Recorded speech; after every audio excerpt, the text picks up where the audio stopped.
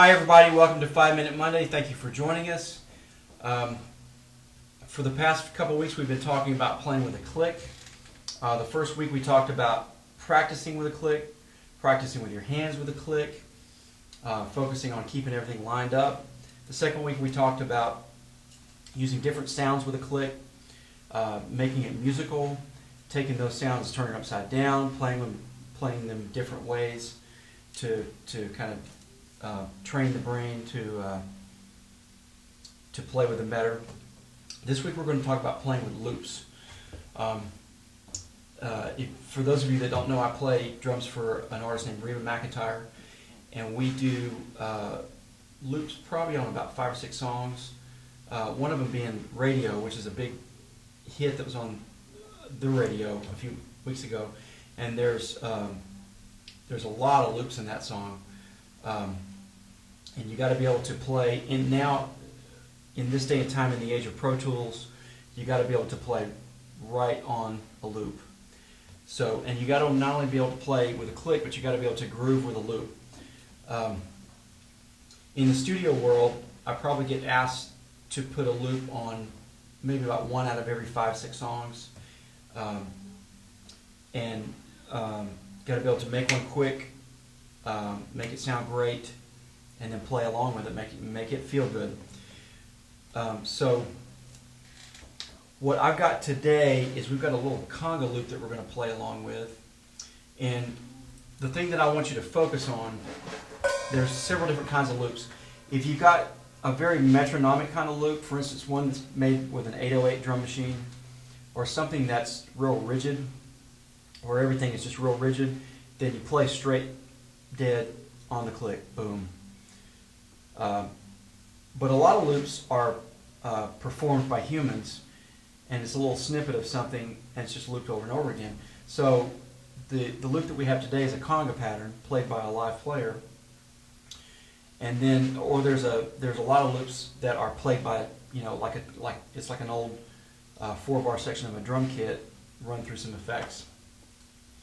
And because it's played by humans, there's certain loops that each of these loops have. What you want to do when you listen to these loops is try to figure out, is the guy playing on top, is the snare on top, is the snare behind? If it's a conga thing, does he drift with the click? And try to lock in with what he's doing, and that's really important when playing with a loop. So we're going to play with this loop here today, and we'll turn it on right now. So we got a conga group going.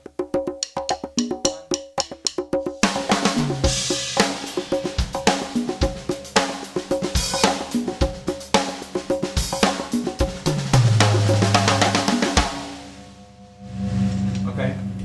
All right. That was a little loose. I tell you what, this is a tip that for some of you is going to sound maybe obvious, but for me it was life-changing.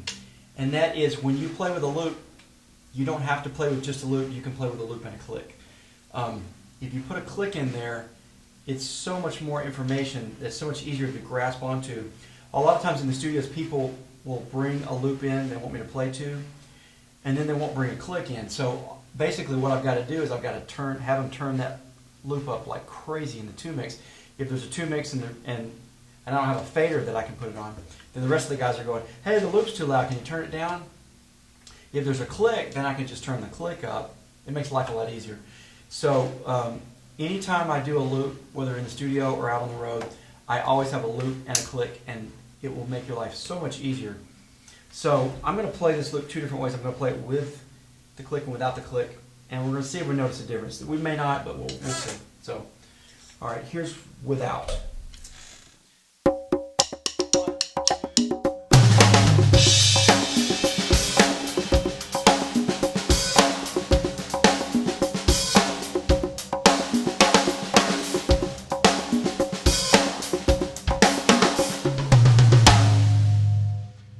Okay, here's with the click in.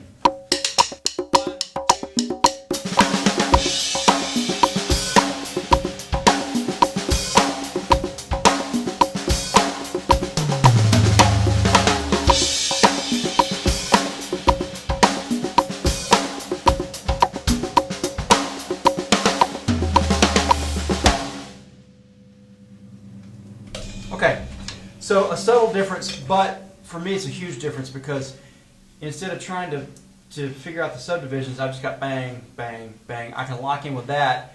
Then I can turn that off I can put that in the back of my mind and just focus on playing with the loop and the feel of where it's going. And that's really, we can get way more in depth on this, and we probably will in the future. But in 5 minutes, that's all we're going to get today. So that's our 5 Minute Monday for today. Have a great week. I will talk to you soon. Bye.